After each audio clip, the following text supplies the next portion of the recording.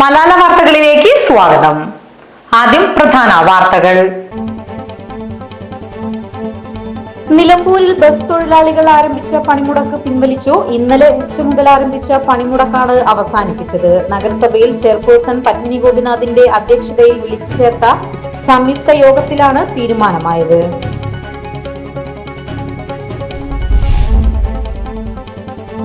നിലമ്പൂർ നഗരസഭയിലെ കരാർ പ്രവൃത്തികളിൽ നഗരസഭയിലെ ഉപജാപ സംഘം ഇടപെടുന്നതായി നഗരസഭ മുൻ ചെയർമാൻ മാട്ടുമ്മൽ സലീം പറഞ്ഞു. ഇതിന്റെ ഉദാഹരണമാണ് മിനി ബൈപ്പാസിൽ ഡ്രൈനേജ് നിർമ്മാണ പ്രവൃത്തിയുമായി ബന്ധപ്പെട്ട് പുറത്തുവന്നതെന്നും സലീം.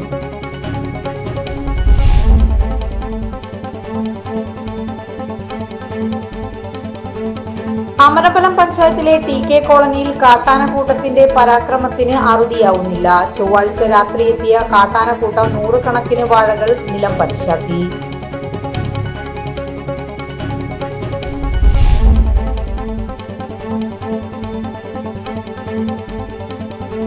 ശക്തമായ മഴയിലും കാറ്റിലും വീടിന് മുകളിലേക്ക് തെങ്ങുമറിഞ്ഞു വീണു. മമ്പാട് ടാണ ആലൂരാൻ അബൂബക്കറിന്റെ വീടിന്റെ മുകളിലേക്കാണ് തെങ്ങു മുറിഞ്ഞു വീണത്.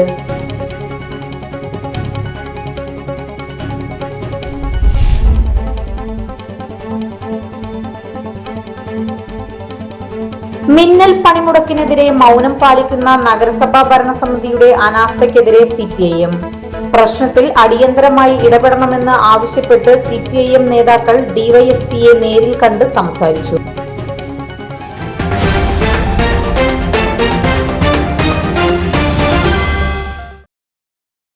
വാർത്തകൾ വിശദമായി. നിലമ്പൂരിൽ ബസ് തൊഴിലാളികൾ ആരംഭിച്ച പണിമുടക്ക് പിൻവലിച്ചു. ഇന്നലെ ഉച്ച മുതൽ ആരംഭിച്ച പണിമുടക്കാണ് അവസാനിപ്പിച്ചത്. നഗരസഭയിൽ ചെയർപേഴ്സൺ പത്മിനി ഗോപിനാഥിന്റെ അധ്യക്ഷതയിൽ വിളിച്ചു ചേർത്ത സംയുക്ത യോഗത്തിലാണ് തീരുമാനമായത്. ബസ് തൊഴിലാളികൾ ഒരു മിന്നൽ പണിമുടക്ക് നടത്തിയിരുന്നു. അത് യാത്രക്കാർക്കുണ്ടാക്കിയ പ്രയാസവും ബുദ്ധിമുട്ടും ഞങ്ങൾ അറിയിക്കുകയും ബസ്സുകാരുമായി ചർച്ച നടത്തുന്നതിനും ആ പ്രശ്നത്തിനൊരു പരിഹാരം ഉണ്ടാക്കുന്നതിനും വേണ്ടി നഗരസഭാ പരിധിയിലുള്ള ഇതുമായി ബന്ധപ്പെട്ട ഉദ്യോഗസ്ഥർ, പ്രത്യേകിച്ച് police, revenue divisional magistrate, taluk tahsildar, PWD engineer, അങ്ങനെയുള്ള ആ വിഭാഗം ആളുകളെയും JRTO, നഗരസഭാ സെക്രട്ടറി, ഞങ്ങളുടെ പ്രധാനപ്പെട്ട കൗൺസിലർമാരും സ്റ്റാൻഡിംഗ് കമ്മിറ്റി ചെയർമാന്മാരും അടങ്ങിയ ഒരു യോഗം അവരെ ബസ്സിൻ്റെ മുതലാളിമാരെയും അതിലെ തൊഴിലാളികളെയും വിളിച്ചു ചേർത്ത് ഈ പ്രശ്നത്തിന് പരിഹാരം കാണുകയാണ് ചെയ്തത്. അതിനിപ്പോൾ നിർദ്ദേശിക്കപ്പെട്ടത് റോഡ് ബ്ലോക്ക് തീരുന്നതിന് വേണ്ടി ഇപ്പോൾ കഴിഞ്ഞ 2 മാസത്തോളമായി കരിമ്പുഴ വെളിയന്തോട് ഭാഗത്ത് നടക്കുന്ന ഒരു കൾവർട്ടിൻ്റെ പ്രശ്നം, താലൂക്ക് ഓഫീസിൻ്റെ ഭാഗത്തുണ്ടായിരുന്ന ഒരു പ്രശ്നവുമാണ്. അത് പണി പൂർത്തീകരിക്കാത്തത് കൊണ്ടുള്ള റോഡ് ബ്ലോക്കാണ് ഇവിടെ വിഷയമുണ്ടായത്. അപ്പോൾ അതുകൊണ്ട് തന്നെ എടക്കര ഭാഗത്ത് ആ റോഡ് വരുന്ന വഴിക്കടവിൽ നിന്ന് എടക്കര ഭാഗത്തെത്തുമ്പോൾ മൂത്തേടം വഴി അത് കരളായി വഴി അത് തിരിച്ചുവിടാനും, അതുപോലെ അത് വലിയ വാഹനങ്ങൾ, ചെറിയ വാഹനങ്ങൾ കരിമ്പുഴ ഭാഗത്തു നിന്ന് അത് വല്ലപ്പുഴ വഴി ചന്തക്കുന്ന് വഴി തിരിച്ചുവിടാനുമുള്ള നിർദ്ദേശം ഇന്ന് നൽകി. പാത്തിപ്പാറ ഏനാന്തി വഴിയാണ് അത് അങ്ങനെ കടന്നു പോകാം. അപ്പോൾ ഈ രീതിയിൽ ബസ്സുകളും ചെറുവാഹനങ്ങളും ലോറികളും തിരിച്ചുവിടുന്നതിന് ആവശ്യമായ റൂട്ട് മാപ്പ് PWD ഏർപ്പാട് ചെയ്യുകയും അവർക്ക് അവിടെ എടക്കര ഭാഗത്താണെങ്കിലും കരിമ്പുഴ ഭാഗത്താണെങ്കിലും ഹോം ഗാർഡിനെ വെച്ചുകൊണ്ട് പോലീസ് അതിന് സംവിധാനം ഒരുക്കുകയും ചെയ്യാമെന്ന് ഏറ്റിട്ടുണ്ട്. ഇതിനു പുറമെ നഗരസഭയിൽ ഭാഗത്തുനിന്ന് ചെയ്യേണ്ടതായിട്ട് അവർ സൂചിപ്പിച്ചത് നിലവിലെ ബൈപ്പാസ്, ഇങ്ങനെ നഗരസഭയുടെ ചെറിയ ബസ് സ്റ്റാൻഡിന് മുൻപിലുള്ള ബൈപ്പാസ് അത് കുറച്ച് പരിക്കുണ്ട്, അതിന് കുണ്ടും കുഴിയൊക്കെ നിവർത്തി നന്നാക്കി കൊടുക്കണമെന്ന് നിർദ്ദേശം അവർ പറഞ്ഞിട്ടുണ്ട് നഗരസഭയോട്. അതോടൊപ്പം തന്നെ KSRTC ബസ്സിന് പുതിയ ബസ് സ്റ്റാൻഡിൽ ഒറ്റ ട്രാക്കേ ഉള്ളൂ. ആ ട്രാക്കിന് പകരം അത് ഒരുപാട് KSRTC ബസ്സുകൾ മുഴുവൻ ട്രാക്കുകളും പലപ്പോഴായിട്ട് ഉപയോഗിക്കുന്നുണ്ടെന്നും അത് മാറ്റി KSRTCക്ക് കത്ത് കൊടുത്ത് ഒരു ട്രാക്ക് ഉപയോഗിക്കാൻ പാടുള്ള നിർദ്ദേശം നഗരസഭ കൊടുക്കുന്നതാണ്. എടക്കര വഴിക്കടവ് ഭാഗത്തേക്ക് പോകുന്ന സർവീസുകൾ നിർത്തിവെച്ച് നടത്തിയ പണിമുടക്കാണ് അവസാനിപ്പിച്ചത്. വെളിയംതോട് നടക്കുന്ന പൊതുമരാമത്ത് വകുപ്പ് പ്രവൃത്തികൾ വേഗത്തിലാക്കുവാനും ഗതാഗതത്തിൽ ബദൽ സംവിധാനം ഏർപ്പെടുത്തുവാനും യോഗത്തിൽ തീരുമാനമായി. പ്രവൃത്തികൾ 10 ദിവസത്തിനകം പൂർത്തീകരിക്കാനാവുമെന്ന് പൊതുമരാമത്ത് വകുപ്പിന്റെ പ്രതീക്ഷയിൽ താൽക്കാലികമായി വാഹന ഗതാഗതം ക്രമീകരിക്കുവാനാണ് തീരുമാനം. എടക്കരയിൽ നിന്നും നിലമ്പൂർ ഭാഗത്തേക്ക് വരുന്ന വലിയ വാഹനങ്ങൾ മൂത്തേടം കരുളായി വഴി തിരിച്ചുവിടുന്നതിനും ചെറുവാഹനങ്ങൾ കരിമ്പുഴയിൽ നിന്നും പാത്തിപ്പാറ വഴി ചന്തക്കുന്നിലേക്ക് വരുവാനും സംവിധാനമൊരുക്കും. ഇതിനായി 2 ഇടങ്ങളിലും ഹോംഗാർഡുകളെ നിയമിക്കും. നിലമ്പൂരിൽ നിന്നും പോകുന്ന വാഹനങ്ങൾ KNG റോഡ് വഴി പോകുന്നതിനും തീരുമാനിച്ചിട്ടുണ്ട്. ഇക്കാര്യങ്ങൾ ബോർഡുകൾ സ്ഥാപിച്ച് മാധ്യമങ്ങൾ വഴിയും പൊതുജനങ്ങളെ അറിയിക്കും. ഗതാഗതക്കുരുക്ക് കാരണം ഏറെ സമയം നഷ്ടം വരുന്നതിനാൽ ബസ്സുകൾക്ക് സർവീസുകൾ നടത്തുവാൻ കഴിയാത്തതിനാലാണ് ഒരു ദിവസം തൊഴിലാളികൾ സർവീസുകൾ നിർത്തിവച്ചത്. പൊതുമരാമത്ത് പ്രവൃത്തികൾ ആധുനിക രീതികളിലേക്ക് മാറ്റി സമയം ലാഭിക്കണമെന്ന് വിവിധ വകുപ്പ് പ്രതിനിധികളും യോഗത്തിൽ പറഞ്ഞു. തൊഴിലാളികളും നിരവധി പരാതികളും യോഗത്തിൽ ഉന്നയിക്കപ്പെട്ടു. PWD AEC Aneesh, Nilambur sub inspector CP Jabir, joint RTO DP Dileep, നഗരസഭാ സെക്രട്ടറി A ഫിറോസ് ഖാൻ, നഗരസഭാ vice chairman Shoukath Ali Kumancheri, standing committee ചെയർമാൻമാർ, കൌൺസിലർമാർ, ബസ് ജീവനക്കാരുടെ പ്രതിനിധികളായ TP റിയാസ്, അബ്ദുൾ റഷീദ് തുടങ്ങിയവരും ബസ് ജീവനക്കാരും യോഗത്തിൽ സംബന്ധിച്ചു. നിലമ്പൂർ നഗരസഭയിലെ കരാർ പ്രവൃത്തികളിൽ നഗരസഭയിലെ ഉപജാപ സംഘം ഇടപെടുന്നതായി നഗരസഭാ മുൻ ചെയർമാൻ മാട്ടുമൽ സലീം പറഞ്ഞു. ഇതിന്റെ ഉദാഹരണമാണ് മിനി ബൈപ്പാസിൽ ഡ്രൈനേജ് നിർമ്മാണ പ്രവൃത്തിയുമായി ബന്ധപ്പെട്ട് പുറത്തുവന്നതെന്നും സലീം പറഞ്ഞു. കഴിഞ്ഞ മുനിസിപ്പാലിറ്റിയിലെ LDFന്റെ ഭരണസമിതി നമ്മുടെ നിലമ്പൂരിലെ മിനി ബൈപ്പാസിൻ്റെ ഡ്രെയിനേജുമായി ബന്ധപ്പെട്ട് ഏകദേശം 7 ലക്ഷം രൂപയാണ് അതിന് LDF മുനിസിപ്പാലിറ്റി മാറ്റിവെച്ചത്. അതിൻ്റെ ടെൻഡർ നടപടികൾ വളരെ സുതാര്യമായ രീതിയിൽ ഈ ടെൻഡർ വഴി സിൽക്കാണ് അത് ഏറ്റെടുത്തിട്ടുള്ളത്. ഞാൻ നേരത്തെ ഒരാഴ്ച മുമ്പ് ദൃശ്യമാധ്യമങ്ങൾ കണ്ടപ്പോൾ നിങ്ങളോട് പറഞ്ഞൊരു കാര്യമുണ്ട്. അതായത് ഇത്തരത്തിലുള്ള വർക്കുകൾ, അതായത് പൊതുമരാമത്തുമായി ബന്ധപ്പെട്ട വർക്കുകളെല്ലാം തന്നെ കഴിഞ്ഞ LDFന്റെ ഭരണസമിതി ഈ ടെൻഡർ വഴിയാണ് കമ്പനികൾക്ക് നൽകിയിട്ടുള്ളത്. ഈ കമ്പനികളെ സ്വാധീനിച്ച് നിലമ്പൂരിലെ ചില കോൺട്രാക്ടർമാർക്ക് വേണ്ടി ചെയർപേഴ്സണും അതേപോലെ തന്നെ മുനിസിപ്പാലിറ്റിയിലെ ഒരു കോൺഗ്രസ് കൗൺസിലറും ഒരു ഉപജാപക സംഘം അവിടെ പ്രവർത്തിക്കുന്നു എന്ന് ഞാൻ പറഞ്ഞു.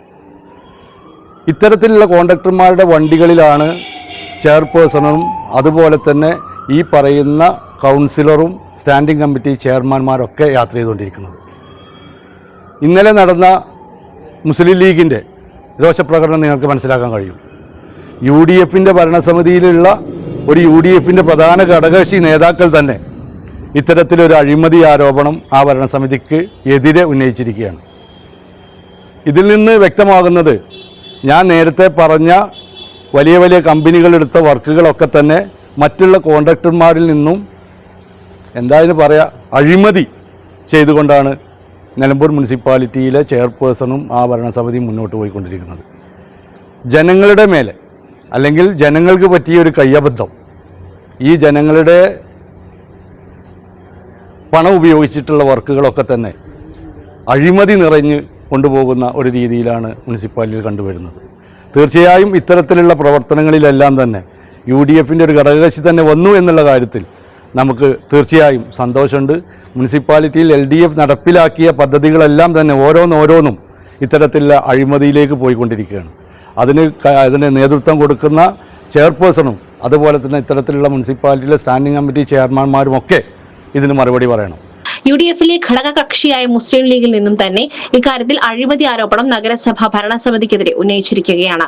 മുൻ ഭരണസമിതി ഈ ടെൻഡർ വഴി സിൽക്കിന് കരാർ നൽകിയ പ്രവൃത്തിയിലാണ് ഈ ഭരണസമിതി ഇത്തരത്തിൽ ചില കരാറുകൾക്ക് വേണ്ടി അഴിമതി നടത്തുന്നതെന്നും ചെയർപേഴ്സൺ ഉൾപ്പെടെ ഇതിന് മറുപടി പറയണമെന്നും മാട്ടുമൽ സലീം പറഞ്ഞു. അമ്പലം പഞ്ചായത്തിലെ TK കോളനിയിൽ കാട്ടാനക്കൂട്ടത്തിന്റെ പരാക്രമത്തിന് അറുതിയാവുന്നില്ല. ചൊവ്വാഴ്ച രാത്രി എത്തിയ കാട്ടാനക്കൂട്ടം 100 കണക്കിന് വാഴകൾ നിലം പരിശാക്കി. ഒരാഴ്ചയിലധികമായി TK കോളനി, തേൾപ്പാറ, ആന്റണിക്കാട് ഭാഗങ്ങളിൽ കാട്ടാനക്കൂട്ടത്തിന്റെ പരാക്രമമാണ്. ജനവാസ മേഖലയിലെ കൃഷിയിടത്തിൽ ഇറങ്ങുന്ന കാട്ടാനകൾ വ്യാപകമായ നാശം വരുത്തിയാണ് മടങ്ങുന്നത്. കഴിഞ്ഞ ദിവസങ്ങളിൽ തേൾപ്പാറയിലുള്ള സുഷമ പ്ലാന്റേഷനിലും നാലപ്പാട്ട് എസ്റ്റേറ്റിലുമായാണ് കാട്ടാനകൾ നാശം വരുത്തിയത് എങ്കിൽ ചൊവ്വാഴ്ച രാത്രി ആന്റണി കാട്ടിലാണ് കാട്ടാനക്കൂട്ടം എത്തിയത്. ഇവിടെ പാട്ടത്തിന് കൃഷി നടത്തുന്ന നെച്ചിക്കാടൻ ഷറഫുദ്ദീന്റെ വാഴകളും കപ്പയുമാണ് നശിപ്പിച്ചത്. ഏകദേശം 200-നടുത്ത് നേന്ത്രവാഴകളും 50ഓളം മുരട് കപ്പയും നശിപ്പിച്ചിട്ടുണ്ട്. വേനൽ സമയത്ത് വെള്ളം നനച്ചും ഉയർന്ന വില നൽകി രാസവളങ്ങളിട്ടും പരിചരിച്ച കൃഷിയാണ് നശിപ്പിച്ചത്. ഭീമമായ നഷ്ടം സംഭവിച്ചതായി ഷറഫുദ്ദീൻ പറഞ്ഞു. ഒരു 100-100 ചില്ല വാഴ പോയി. പിന്നെ അടുത്തുള്ള ഭാഗത്തൊക്കെ ഭയങ്കര കവുങ്ങും ഇതൊക്കെ നാശിപ്പിച്ചിട്ട് ഇങ്ങോട്ട് കയറിയിട്ടില്ല. ആന കൂട്ടായിരുന്നു. ഇത് പാട്ടത്തിനടുത്ത സ്ഥലമാണ്. ഇത് 1500 വാഴന്റെ അടുത്തുണ്ട്. വളത്തിനൊക്കെ നല്ല ചെലവൊക്കെ വന്നിട്ടുണ്ട്. വളത്തിനൊക്കെ ഇപ്പൊ ഈ യുദ്ധമായതുകൊണ്ട് ഇപ്പോ സാധനത്തിനൊക്കെ കിട്ടാൻ തന്നെ ഭയങ്കര ബുദ്ധിമുട്ടാണ്. ഇന്നലെ വൈകുന്നേരമാണ് ആന ഇറങ്ങിയത്. കൂട്ടായിരുന്നു. അവിടുന്ന് ഇങ്ങോട്ട് വരുന്ന ഭാഗത്തുനിന്ന് ഫുള്ള് തട്ടി അങ്ങനെ പോയി. പിന്നെ പോയപ്പോഴും അതേതാണ്. കൂടാതെ വിവിധ കർഷകരുടേതായി തെങ്ങ്, കമുക്, വാഴ, മാവ്, പ്ലാവ്, പന തുടങ്ങിയവയും നശിപ്പിച്ചിട്ടുണ്ട്. ഇന്നലെയും സുഷമ പ്ലാന്റേഷനിലെ കൃഷിയിടങ്ങളും ആനക്കൂട്ടമെത്തി നാശം വരുത്തിയിട്ടുണ്ട്. മാവുകളും കൃഷിയുടെ സംരക്ഷണ വേലിയുമാണ് നാശം വരുത്തിയിട്ടുള്ളത്. ജനങ്ങളും ജീവനും സ്വത്തിനും ഭീഷണിയായി ജനവാസ മേഖലയിൽ കാട്ടാനക്കൂട്ടം കൃഷി നശിപ്പിച്ച് നടക്കുകയാണ്. ആഴ്ചകൾ പിന്നിട്ടിട്ടും ഈ ശല്യത്തിന് ശാശ്വത പരിഹാരം കാണുവാൻ അധികൃതർക്കാവുന്നില്ല. രാത്രി നേരങ്ങളിൽ വനം വകുപ്പിന്റെ പെട്രോളിംഗ് ഉൾപ്പെടെ നടത്തി കാട്ടാന ഭീതിക്ക് പരിഹാരം കാണുവാൻ അധികൃതർ തയ്യാറാവണമെന്ന് നാട്ടുകാരും കർഷകരും ആവശ്യപ്പെട്ടു. ശക്തമായ മഴയിലും കാറ്റിലും വീടിന് മുകളിലേക്ക് തെങ്ങ് മുറിഞ്ഞു വീണു. മമ്പാട് ടാണ ആലൂരാൻ അബൂബക്കറിന്റെ വീടിന് മുകളിലേക്കാണ് തെങ്ങ് മുറിഞ്ഞു വീണത്. വീടിന് കേടുപാടുകൾ സംഭവിച്ചു. ഇന്നലെ ഓണായിക്കൽ വാർഡിൽ അബ്ദുവിന്റെ വീടും കാറ്റിൽ തകർന്നിരുന്നു. അബൂബക്കർ മാത്രമായിരുന്നു വീട്ടിലുണ്ടായിരുന്നത്. മറ്റംഗങ്ങൾ സ്ഥലത്തില്ലാത്തതിനാൽ ആളപായമില്ലാതെ രക്ഷപ്പെട്ടു. പഞ്ചായത്ത് പ്രസിഡന്റ് ഷമീന കാഞ്ഞിരാല, വാർഡംഗം അഷ്റഫ് ടാണ, മുബീന ചോലയിൽ എന്നിവർ സ്ഥലം സന്ദർശിച്ചു. ഉടൻ തന്നെ വില്ലേജിലേക്കും പഞ്ചായത്തിലേക്കും അപേക്ഷ സമർപ്പിക്കുവാനും പ്രകൃതിക്ഷോഭത്തിൽ ഉൾപ്പെടുത്തി വേണ്ട നടപടി കൈക്കൊള്ളുമെന്നും പ്രസിഡന്റ് അറിയിച്ചു. മിന്നൽ പണിമുടക്കിനെതിരെ മൗനം പാലിക്കുന്ന നഗരസഭാ ഭരണസമിതിയുടെ അനാസ്ഥയ്ക്കെതിരെ CPIM. പ്രശ്നത്തിൽ അടിയന്തരമായി ഇടപെടണമെന്ന് ആവശ്യപ്പെട്ട് CPIM നേതാക്കൾ DYSPയെ നേരിൽ കണ്ട് സംസാരിച്ചു. നഗരസഭയുടെ നേതൃത്വത്തിലുള്ള ട്രാഫിക് റെഗുലേറ്ററി കമ്മിറ്റിയാണ് പരിഹാര മാർഗം കണ്ടെത്തുന്നത്. KNG റോഡിലെ ഗതാഗത കുരുക്ക് ഒഴിവാക്കുവാൻ ബദൽ മാർഗം കണ്ടെത്തുവാൻ നിലമ്പൂർ നഗരസഭയ്ക്ക് കഴിഞ്ഞിട്ടില്ല. വിഷയം പരിഹരിക്കാമെന്ന് DYSP നേതാക്കൾ ഉറപ്പു നൽകി. ഉച്ചയ്ക്ക് ബസ്സുകൾ സർവീസ് നടത്തുവാൻ കഴിയുമെന്ന് പോലീസ് നേതാക്കൾക്ക് ഉറപ്പു നൽകി. ഇന്നലെ 3 മണിക്ക് തുടങ്ങിയ മിന്നൽ ബസ് സമരത്തിന്റെ ദുരിതമനുഭവിക്കുന്നത് മലയോര മേഖലയിലെ ജനങ്ങളാണ്. യാത്രക്കാരായ തൊഴിലാളികളും വിദ്യാർത്ഥികളും ജീവനക്കാരും ഉൾപ്പെടെയുള്ള സാധാരണ ജനങ്ങൾ വഴിയാധാരമായപ്പോൾ അതിന് പരിഹാരം കാണാനോ ചോദ്യം ചെയ്യാനോ ഇവിടെ ഒരു ഭരണസമിതിയില്ല. അടിയന്തരമായ പ്രശ്നത്തിന് പരിഹാരം കാണുന്നതിന് വേണ്ടി ട്രാഫിക് റെഗുലേറ്ററി കമ്മിറ്റിയുടെ ഭാരവാഹിയായ നിലമ്പൂർ നഗരസഭയുടെ ചെയർപേഴ്സണും ഭരണസമിതിയും നോക്കുകുത്തിയായി നിൽക്കുകയാണ്. നിലമ്പൂരിൽ മാസങ്ങളായി തുടങ്ങിയ ഈ റോഡിൻ്റെ നിർമ്മാണ പ്രവർത്തനത്തിന് അതിന് ബദൽ സൗകര്യം ഏർപ്പെടുത്താൻ ഭരണസമിതിയോ ട്രാഫിക് റെഗുലേറ്ററി കമ്മിറ്റിയോ തയ്യാറാകാത്ത സാഹചര്യം കൊണ്ടാണ് ഈ ദുരിതം ജനങ്ങൾക്ക് അനുഭവിക്കേണ്ടി വന്നത്. കരിമ്പഴിയിലെ സമാന്തര റോഡുകൾ ഉപയോഗപ്പെടുത്തിക്കൊണ്ട് ഈ യാത്രാ ദുരിതത്തിന് പരിഹാരം കാണാൻ കഴിയുന്ന അവസരം നിലമ്പൂരിലുണ്ടായിരുന്നു. ഇത് പരിഹരിക്കപ്പെടാൻ ഭരണസമിതിയോ ഈ സംവിധാനമോ തയ്യാറാകാത്ത സാഹചര്യമാണ് ഇന്ന് നിലമ്പൂരിലുള്ളത്. അതുകൊണ്ട് ജനങ്ങളുടെ അടിയന്തരമായ ഈ പ്രശ്നത്തിന് പരിഹാരം കാണണമെന്ന് ആവശ്യപ്പെട്ടുകൊണ്ടാണ് ഞങ്ങൾ ഇന്ന് നിലമ്പൂരിലെ പോലീസ് മേധാവിയായ DYSPയെ നേരിൽ കാണുകയും ഇക്കാര്യത്തിൽ അടിയന്തരമായി പോലീസ് ഇടപെടുമെന്നും അദ്ദേഹം അറിയിച്ചിട്ടുണ്ട്. CPIM ഏരിയ സെന്റർ അംഗം കക്കാടൻ റഹീം, ഏരിയ കമ്മിറ്റി അംഗം T Haridasan, Nilambur local secretary V Sreedharan എന്നിവർ പങ്കെടുത്തു. VD സതീശനെ മുഖ്യമന്ത്രിയായി പ്രഖ്യാപിച്ചതിൽ ആഹ്ലാദം പ്രകടിപ്പിച്ച് UDF നിലമ്പൂരിൽ പ്രകടനം നടത്തി. കോൺഗ്രസ് ഓഫീസ് പരിസരത്ത് നിന്ന് തുടങ്ങിയ പ്രകടനം ടൗൺ ചുറ്റി ആശുപത്രി റോഡ് ജംഗ്ഷനിൽ സമാപിച്ചു. നേടിക്കൊണ്ടാണ് അനന്തപുരി സെക്രട്ടേറിയറ്റിലേക്ക് നമ്മുടെ പ്രിയപ്പെട്ട നേതാവ് ശ്രീ VD സതീശൻ കടന്നു പോകുന്നത്. അധ്യക്ഷൻ സൂചിപ്പിച്ച പോലെ ഒരു വർഗീയവാദിയുടെയും വോട്ട് വേണ്ട.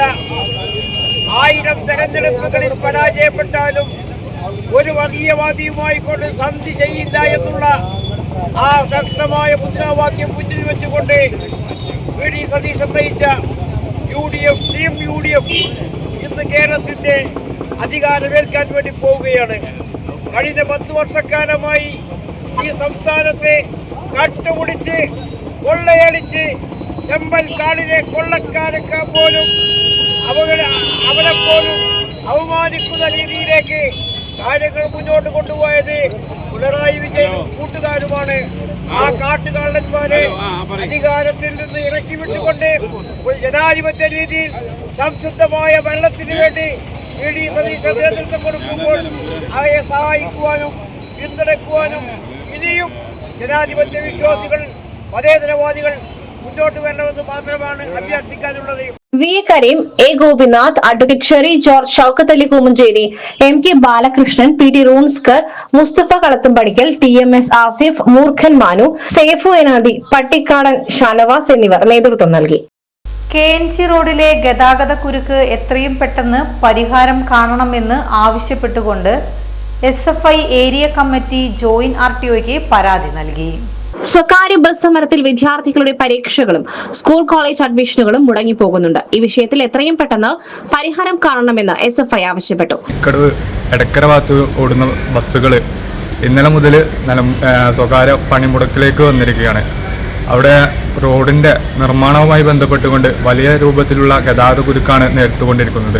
ഇതിനെതിരായിക്കൊണ്ട് നഗരസഭയോ ഭരണസമിതിയോ ഒരു ഇടപെടലും നിൽക്കാത്ത സാഹചര്യത്തിലാണ് ഇത്തരത്തിലുള്ള തീരുമാനത്തിലേക്ക് ബസ് ഉടമകൾ എത്തിയിട്ടുള്ളത്.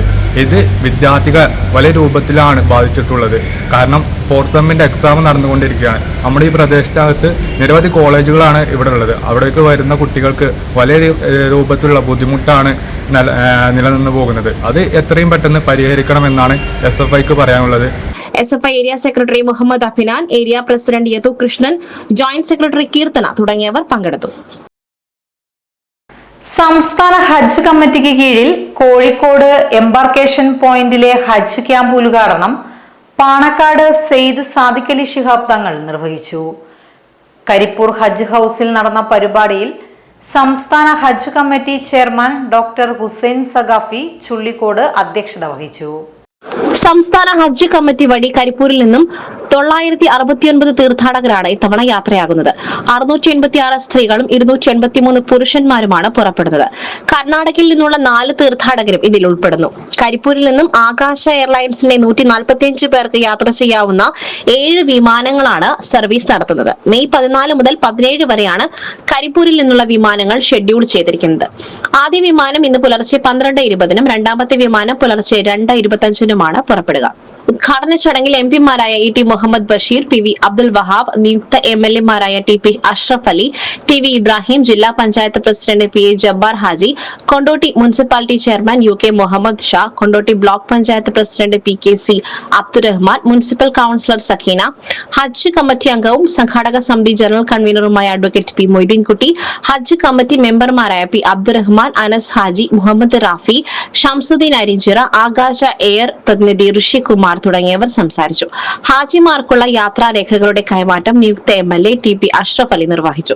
ഹജ്ജ് കമ്മിറ്റി അംഗവും സംഘാടക സമിതി കൺവീനറുമായ അഷ്കർ കോറാട് സ്വാഗതവും assistant secretary Jafar K Kakkooth നന്ദിയും പറഞ്ഞു. പ്രാർത്ഥനയ്ക്ക് തൊടിയൂർ മുഹമ്മദ് കുഞ്ഞിമൗലവി എന്നിവർ നേതൃത്വം നൽകി. തീർത്ഥാടകർക്ക് ആവശ്യമായ താമസം, ഭക്ഷണം, പ്രാഥമികാരോഗ്യ സൗകര്യങ്ങൾ എന്നിവ ഹജ്ജ് ഹൌസിലും എയർപോർട്ടിലും വിപുലമായി ഒരുക്കിയിട്ടുണ്ട്.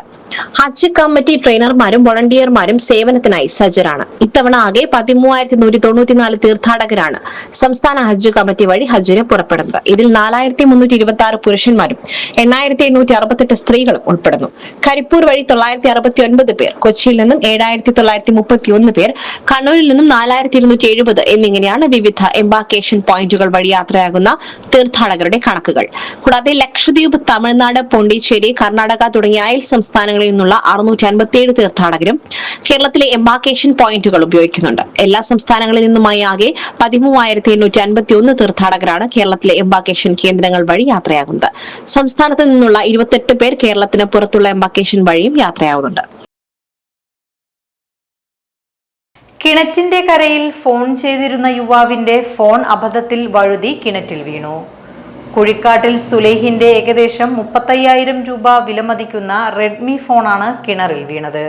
നിലമ്പൂരിൽ നിന്നും അഗ്നിരക്ഷാസേന സ്റ്റേഷൻ ഓഫീസർ ബാബുരാജൻ KPയുടെ നേതൃത്വത്തിൽ സ്കൂബ ടീം അംഗങ്ങളായ Rajesh R, Sanju K, Akhil TS, Fasalulla, Jimmy എന്നിവർ ചേർന്ന് കിണറിൽ നിന്നും ഫോൺ എടുത്ത് തിരികെ ഏൽപ്പിച്ചു. രാജവെമ്പാലയെ പിടികൂടി.